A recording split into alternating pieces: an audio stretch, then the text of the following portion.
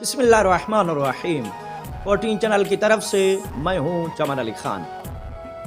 सफ़र हिज्जतुल विदा से वापसी के दौरान गदीर खुम के मकाम पर सरवर अंबिया हज़रत मोहम्मद मुस्तफ़ा सल्लल्लाहु अलैहि वसल्लम पर आयत नाज़िल हुई, या अय्युहर रसूल बल्लिग़ मा उन्ज़िला इलैका मिन रब्बिक फ़इन तफ़अल फ़मा बल्लग़ता रिसालतह। इस आयत की तामील करते हुए नबी पाक सल्लल्लाहु अलैहि वसल्लम ने गदीर खुम के मकाम पर पालानों के मिंबर पर खड़े होकर एक तवील खुतबा दिया और अपने बाद उम्मत इस्लामिया के लिए हाकिम, अपना जानशीन, अपना वसी हज़रत अली इब्न अबी तालिब अलैहिस्सलाम के इंतखाब का ऐलान करते हुए मन कुन्तु मौलाहु फ़हादा अली और मौला वाली हदीस बयान फरमाई।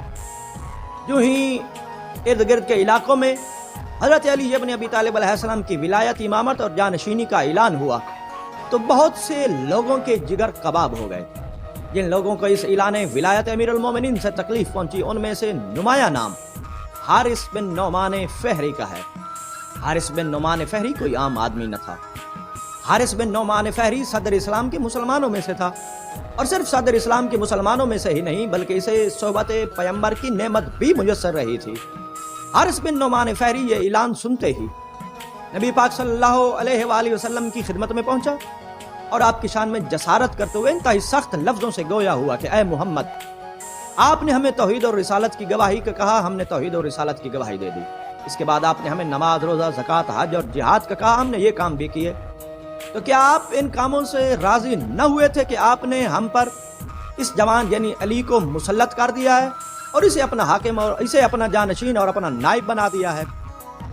जो ही नबी पाक सल्लल्लाहु अलैहि वसल्लम ने ये बात सुनी तो आपके चेहरा अतहर पर जलाल आया।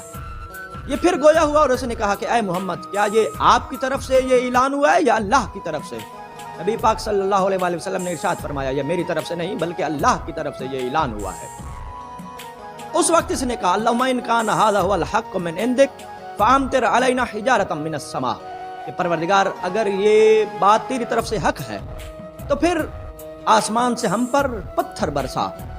बस यूं ही इसका ये मुतालबा करना था। गोया इसका ये सिर्फ मुतालबा ही न था बल्कि दरअसल हज़रत अली इब्न अबी तालिब अलैहिस्सलाम की विलायत और जानशीनी के सिलसिले में ये मुबाहला से काम ले रहा था। तो बस इसके इस मुतालबा अजाब के साथ ही ये अपनी सवारी की जानिब बढ़ा और रिवायात ये बताती हैं कि ये बारगाह रिसालत से बाहर निकला और अपनी ऊँटनी पर अभी सवार ही न हुआ था कि आसमान से एक छोटा सा पत्थर आया और इसके सर की जानिब से दाखिल होकर इसके मकामे पैखाना से बाहर निकल गया और इसको दो हिस्सों में तकसीम कर दिया।